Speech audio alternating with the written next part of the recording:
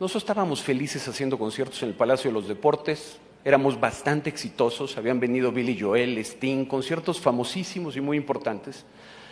Y entonces llegó el momento de hacer conciertos de estadio para 50 o 60 mil personas. Entonces yo estaba muy contento porque habíamos contratado a Paul McCartney, teníamos el contrato de él, era la primera vez que venía, estamos hablando de 1993. Y entonces me fui a rentar el Estadio Azteca. Llegamos al Estadio Azteca y la gente que nos atendió muy respetuosamente nos dijo: oigan, les tenemos dos noticias, una muy buena y una muy mala.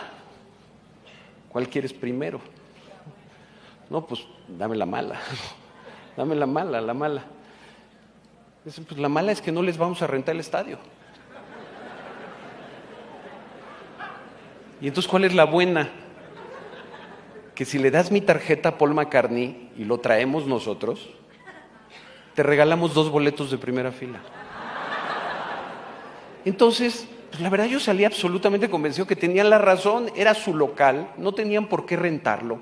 ¿Por qué no lo iban a rentar a nosotros?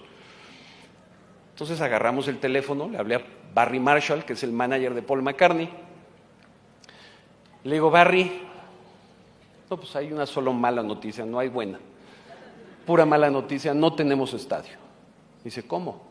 Y le reseñé la plática que habíamos tenido. Barry Marshall es un inglés, es un caballero, es un ser fantástico, increíble. Y en aquel entonces tan irresponsable como nosotros. Porque en medio de la conversación se volteó y me dice: ¿no tienes estadio, Alex? Pues construye uno. Y dije: claro, ¿por qué no? ¿Por qué no hacemos un estadio de 60 mil personas? Tenemos 4 meses para hacerlo. No tenemos ni lugar donde construir el estadio. No existe un reglamento en el reglamento de construcciones de la Ciudad de México y creo que del país, en donde se contemple una instalación temporal de 60 mil personas. Pues dijimos: hagamos, vamos a hacerlo. Y entonces nos subimos un helicóptero y empezamos a sobrevolar toda la Ciudad de México, a encontrar espacios. Regresamos bastante tristes. Cuando pasamos encima de la curva peraltada del autódromo, de la Magdalena Mixhuca, íbamos de regreso al aeropuerto y entonces la gente de producción, nuestra gente de producción dijo: a ver, aquí, ¿qué es esto? ¿Qué es esto? Aquí hay 8 canchas de fútbol de tierra. Y entonces nos bajamos y empezamos a dar pasos con metro, a contar y decir, y todavía recuerdo que le había dicho yo a los de producción: nada más, consíganme una historia que me puedan creer. Una historia, la historia de que sí podemos, si no me rentan el estadio, construir un estadio. Era lo único que quería, yo jamás pensaba hacer un estadio. Y entonces le digo: denme leverage. Los americanos dicen leverage, dame ventaja, dame poder de negociación. Y recuerdo a estos 2 locos caminando a 100 metros de distancia haciendo: tenemos leverage, aquí podemos hacer un estadio. Entonces dijimos: órale. Todavía intentamos nuevamente volver a rentar el estadio, nos dijeron que no, que muchas gracias.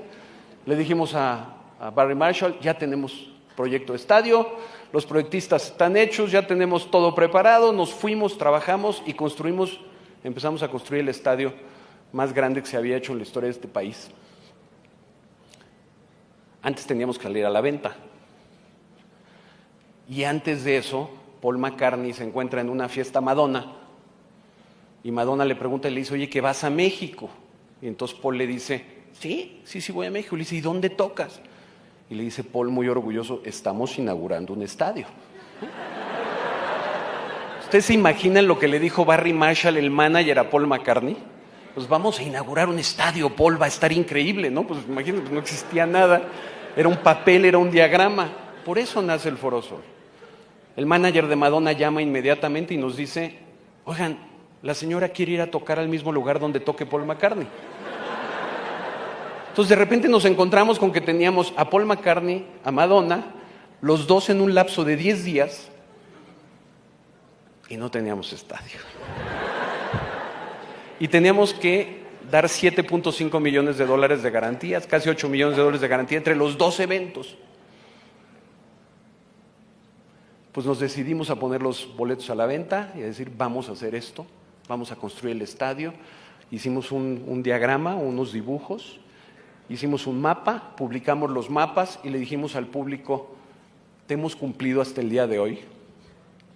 todas las veces que te hemos vendido un boleto, has llegado y está el espectáculo y se encuentra tu lugar. Confía en nosotros. Y vendimos 180,000 boletos de Madonna en una tarde y vendimos 120,000 boletos de Paul McCartney en una mañana. Y nos encontramos prácticamente con 300,000 boletos y empezando a construir la aventura del estadio. Las presiones que había no se las pueden imaginar. En eso se le ocurre a Madonna, ¿no?, con sus shows y con su controversia natural, empezar a meterle un poco más de tensión. Estamos justo en el momento de la sucesión presidencial del presidente Salinas. Estaba unos días antes de escoger sucesor y en eso empezamos a testear la parte más conservadora de la sociedad mexicana. Y entonces hay un grupo de señoras muy importantes, muy relevantes, muy bien intencionadas, que dicen: Madonna va a podrir la mente de todas las niñas de este país. ¿Cuál es la solución perfecta? Prohibamos la entrada de Madonna, que no venga Madonna. Y entonces se hicieron unas campañas intensísimas para que Madonna no viniera al país, pero muy intensas, o sea, no saben de qué tamaño la intensidad. Se presiona el alcalde, Manuel Camacho en su época, y nos manda a cancelar el concierto. Y dice: no va a haber Madonna. Y nosotros decíamos: sí va a haber Madonna. No, pues no va a haber Madonna. Pues sí va a haber Madonna, pues mándame el papel. No, no te lo mando, cancélalo tú. No, tensión absoluta, tremenda. Tremenda. En el fondo lo que estábamos nosotros era luchando por la libertad de que tenga el público la decisión final de a quién ve y por qué lo ve. Nosotros avisar y decir, todavía recuerdo que llegué a una reunión, perdón lo que les voy a contar, es fuerte un poco procas, pero llego a una reunión y una de estas señoras maravillosa, muy bien, entonces me dice: Alejandro, ¿pero que no entiendes que se masturba Madonna con un crucifijo en el escenario? Y entonces le digo: oye, yo creo que no. Y me dice: ¿pero por qué estás tan seguro? Le digo: porque debe de doler muchísimo eso que estás contando. Debe ser espantoso lo que estás contando, eso no, seguro no está sucediendo, ¿no? Finalmente, Madonna se hizo. Desde entonces, desde ese día, no ha habido un solo intento de la autoridad de este país por limitar el contenido de un evento. En esa batalla, para ganarla, se unieron una cantidad de intelectuales importantísimos, se hicieron, todas las cosas que ustedes se pueden imaginar. Algún día métanse a internet y sepan todas las barbaridades que se decían de Madonna. Y finalmente, llega el día en donde se superan esos conciertos, hicimos estadio, el estadio no se cayó, no hubo un solo accidentado, y el estadio funcionó tan bien que nos hablan los Rolling Stones y nos dicen: queremos ir. Y entonces decidimos contratar por primera vez a los Rolling Stones. Nosotros nos sentíamos muy bien, nos sentíamos potentes, decíamos: sí podemos contra los retos. Y los contratamos en septiembre del 94.